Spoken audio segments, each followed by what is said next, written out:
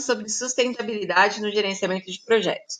No outro vídeo, eu falei sobre o que é sustentabilidade e como isso está aderente às nossas atividades de projeto. E detalhei também alguns benefícios que esse gerenciamento da sustentabilidade traz para a equipe de projeto. Agora, eu queria falar um pouquinho para você sobre como que a gente organiza isso dentro de um projeto. Existem, a gente falou isso ao longo do semestre já também, né?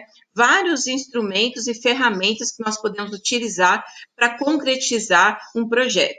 Vai desde da EAP, passa pela TAP, enfim, pelos pacotes de trabalho, além das ferramentas utilizadas para fazer diagnósticos e análises.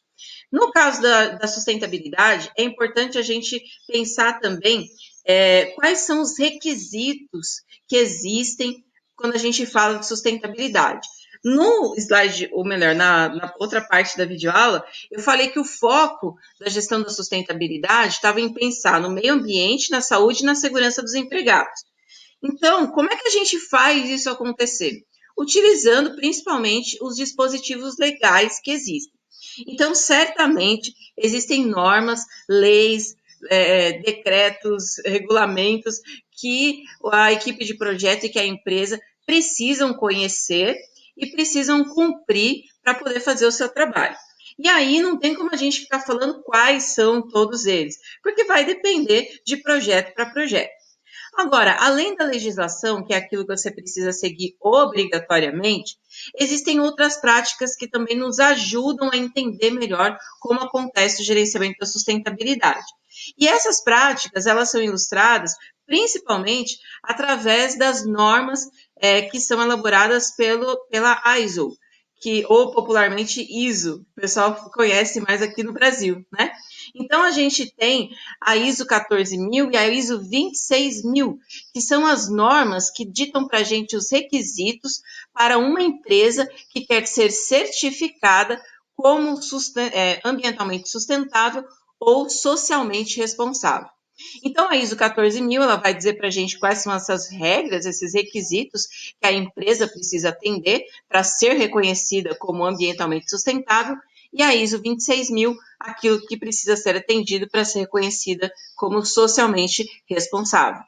Além dessas duas, tem uma outra norma que é muito importante a gente olhar, que é a OSAS 18000, que é a norma que fala sobre as questões relacionadas à saúde e segurança ocupacional.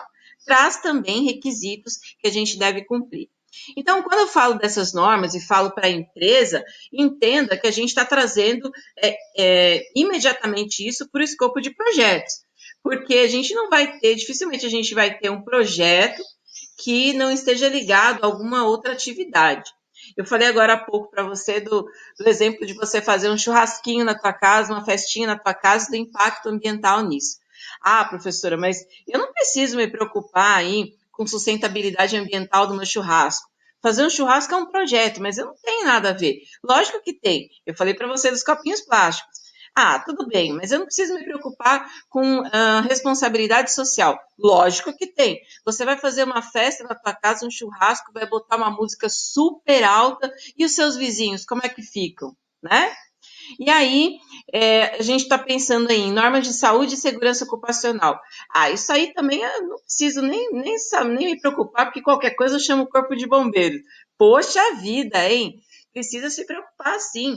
Precisa se preocupar com o manuseio ali da churrasqueira, você está lidando com fogo, você está lidando com agentes físicos, principalmente, que podem ser muito danosos à saúde e à segurança das pessoas. Imagina só uma criança chegando perto de uma churrasqueira e se queimando. Então, não adianta. Tudo quanto é projeto, sempre você vai ter questões relacionadas ao meio ambiente, a responsabilidade social e também a saúde e segurança. E eu acho que conhecer esses documentos que a gente está dominando aqui ajuda bastante a entender um pouco melhor daquilo que pode ser feito, ou, em alguns casos, precisa ser feito. Bom, aqui eu vou colocar um outro exemplo para você de como que a gente operacionaliza isso no gerenciamento do projeto. Nesse caso aqui, a gente está utilizando um diagrama de cano. O que é o diagrama de cano? Cano com K, viu? Não vai achar que é cano de encanamento, de colocar na casa, não, tá? Então, o que que fala o diagrama de Cano? A gente tem aqui uma análise que é feita com base no desempenho do projeto, que é o eixo X, e na satisfação do cliente, que é o eixo Y, tá certo? Então, quando a gente traz essa análise aqui, a gente vai ter algumas questões que podem ser muito bem analisadas para o escopo do gerenciamento ambiental e para o escopo do gerenciamento social, principalmente. Então, no caso, por exemplo, de efetuar compras, a gente tem que fazer aquisições dentro do projeto. Como é que eu posso pensar em fazer as compras de forma sustentável? Primeiro, aplicar esses recursos de forma mais eficiente. O que significa isso? Comprar aquilo que eu preciso comprar com o melhor preço possível, mas a melhor qualidade possível e a quantidade adequada, nem para sobrar, nem para faltar, né? Escolher tecnologias limpas. Tecnologia limpa é aquela tecnologia que ou não gera impacto nenhum, resíduo nenhum, ou gera-se minimamente. E aí a gente pode pensar, inclusive, em questão de reaproveitamento desses resíduos ou de logística reversa, tá? Que é uma possibilidade. Logística reversa no sentido de que você pega o produto ao final da sua vida útil, ao final do seu ciclo de vida, e aí ele retorna para a produção para ser reaproveitado num outro produto. Por exemplo, garrafinhas de plástico que a gente compra com água, latinhas de alumínio e assim vai, né? Então, assim, quando a gente fala dessas tecnologias limpas, inclui também essa coisa de você repensar a forma de você utilizar a matéria-prima no seu processo produtivo. Reduzir a utilização de combustíveis fósseis, bom, vamos parar de usar, na medida do possível, petróleo e seus derivados. E aí, quando a gente fala petróleo, as pessoas ficam pensando, então é petróleo, é gasolina, é óleo diesel. Também é. Mas então, o plástico também é uma forma de utilização de petróleo. Então, o petróleo tem vários subprodutos. Então, quando a gente usa um copinho plástico para tomar água e joga, né, lá na lixeira, a gente está fazendo aí o uso de combustível fóssil também. Então, pensar em formas de não utilizar esse combustível é extremamente útil. Ao invés de ter um copinho plástico, a gente pode ter uma caneca, por exemplo, né? É plástico do mesmo jeito, professor. É plástico do mesmo jeito, só que você não vai ficar jogando a caneca cada hora que você toma água, né? Então, eu acho que faz um pouco de sentido, sim. Então, olhar para essas questões, né, de desempenho, de quanto que a gente consegue ganhar utilizando ou trocando alguns tipos de recursos, e quanto que o cliente vai ficar satisfeito, faz super, hiper, mega power bem para o gerenciamento de projeto. E tenha certeza, tá? Tenha certeza. Às vezes a gente tem a percepção errônea de que as pessoas não estão nem aí para essas questões ambientais, mas elas estão sim, e a preocupação vem crescendo com os anos. Então, hoje já existe uma massa de consumidores que não opta por uma empresa ou não opta por um produto por considerá-lo ambientalmente nocivo. Essa massa de pessoas vai aumentar, queiramos ou não, tá bom? Então, para o bem aí dos projetos e para o bem das empresas, é melhor a gente se dar conta disso, principalmente os administradores que estão se formando agora. Bom, aqui mais alguns exemplos, né? Deixa eu tirar minha imagem aqui do meio, colocar aqui, isso, né? Então, o que mais que a gente pode fazer? Inserir critérios de sustentabilidade na seleção do portfólio de projetos. Então, quando a gente vai escolher um projeto, né, quando a gente tem várias opções para realizar um projeto, a gente escolher aquele projeto que, de fato, tenha mesmo mais critérios de sustentabilidade, ou seja, como que ele mais dispositivos para tratar os resíduos, uma gestão melhor dos recursos, pensar um pouco nessa questão dos dispositivos para você salvaguardar a saúde e segurança do trabalhador. Tudo isso a gente precisa imaginar. Poxa, eu tenho aí um projeto que, por exemplo, eu tenho um projeto que ele vai utilizar os resíduos que sobrarem para fazer, de repente, uma outra obra, ou eles podem ser reaproveitados. Se isso está escrito no meu projeto e no outro não está escrito, olha, já é um indicativo do que a gente pode escolher, tá?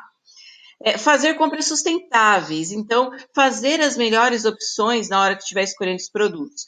Infelizmente, os produtos portadores de tecnologia verde, eles ainda são muito caros. Por quê? Porque eles levaram um tempo para ser desenvolvidos, um custo para serem desenvolvidos, mas é uma tecnologia que vai se barateando ao longo do tempo. Então, muita gente, às vezes, eu não vou comprar esse aqui não, porque esse aqui é muito caro, né? E aí você está reduzindo a sua análise, aquilo que está no seu bolso, e não está pensando nas questões de sustentabilidade, de continuidade da vida no mundo, para os seus filhos, para os seus netos, para a sua família, né? Então, cabe aí pensar também um pouco nisso. Elaborar a EAP considerando aspectos de sustentabilidade. Então, quando você vai fazer a descrição das suas atividades do projeto, colocar lá, sim, tarefas ou atividades que cuidem dos aspectos de sustentabilidade, saúde e segurança do trabalhador também, tá bom? E realizar análise de risco considerando aspectos de sustentabilidade. A gente já aprendeu a fazer análise de risco, está numa outra videoaula, e você viu que, primeiro, para a gente fazer análise dos riscos, a gente precisa identificar os riscos, tá? Então, tomar esse cuidado na hora de fazer a identificação para considerar quais riscos esse projeto pode causar para o meio ambiente, quais pode causar para a saúde do trabalhador, quais pode causar para a segurança do trabalhador. E a partir dessa análise, a gente prosseguir, né, dessa relação de riscos, a gente prosseguir a análise, pensando qual que é a probabilidade de ocorrência, qual que é o impacto desses riscos. Então, pensar isso desde o comecinho lá do projeto ajuda bastante a fazer o gerenciamento da sustentabilidade dele ao longo da duração. E aí, a gente tem aí a questão dos processos de gestão de sustentabilidade no gerenciamento de projetos. Então, quais são esses processos? Como que a gente faz o gerenciamento da sustentabilidade dentro de um projeto? Então, primeiro, a gente identifica os impactos desse projeto, a gente vai olhar principalmente para os documentos de projeto, né? Aquilo que foi descrito, aquilo que foi dito, aquilo que foi definido lá nos meus documentos de projeto, que vão como eu falei, a TAP, a EAP, os pacotes de trabalho, todas as ferramentas de análise.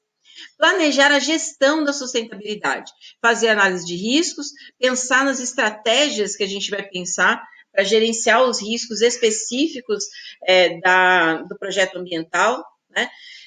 Um exemplo triste que a gente não pode deixar de mencionar, né? É o exemplo lá, primeiro o exemplo de Mariana, né? Da barragem de Mariana, que rompeu e causou um impacto ambiental enorme, tirando vida de pessoas, tirando vida da fauna e contaminando o rio. Por quê? Porque provavelmente houve um problema tanto no relacionamento de riscos, quanto na análise do impacto desses riscos e depois, certamente, nas ações que foram tomadas.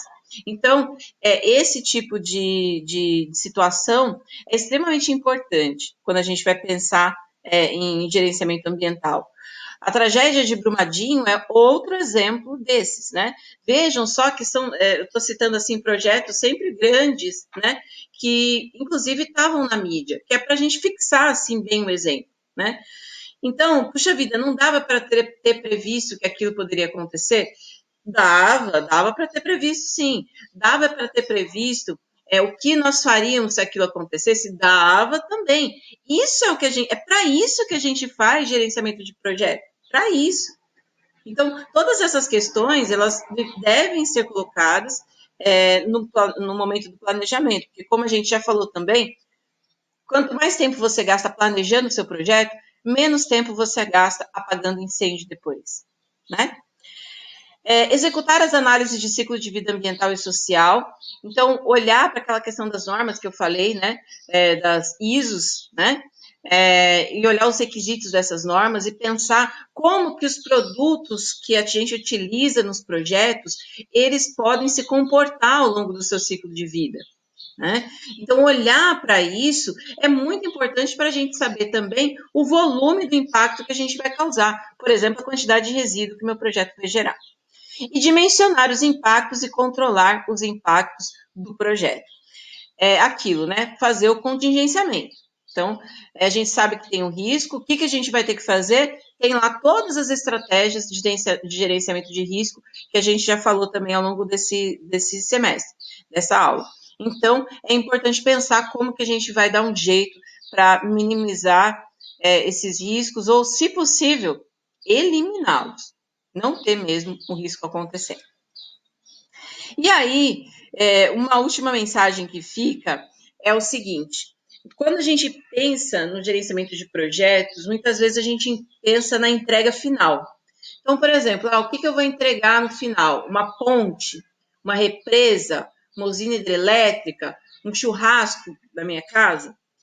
Então, a gente foca muito na entrega final, mas a gente esquece que antes da entrega final existem entregas intermediárias. E essas entregas intermediárias, muitas vezes, elas não estão nem ligadas ao escopo do projeto. Por exemplo, quando eu falo, quando eu vou fazer o churrasco aqui na minha casa, né? E aí alguém me fala assim, um convidado meu me fala assim, puxa, mas para eu levar alguma coisa, né, para o churrasco? E aí eu não respondo para essa pessoa, eu estou aí prejudicando o meu entregável final. Porque se era para ela trazer alguma coisa e eu não falei nada, ela não vai trazer e a gente vai ter menos comida para compartilhar ali na hora do churrasco, né? Quando eu digo para ela, por exemplo, assim, ó, se ela pergunta assim para mim, olha, é para levar alguma bebida, tal? Ah, é para levar, mas aí você prefere o quê? Você pode escolher, você pode dizer para ela, olha, eu prefiro que você traga bebidas cuja embalagem ela seja retornável. Por quê? Porque são embalagens que vão causar muito menos impacto no meio ambiente. Ai, professora, mas aí eu vou ficar exigindo das pessoas embalagem que que elas têm que usar, que têm que trazer, que não sei o quê. Olha, meu amigo, a escolha é sempre sua. É sempre sua, né?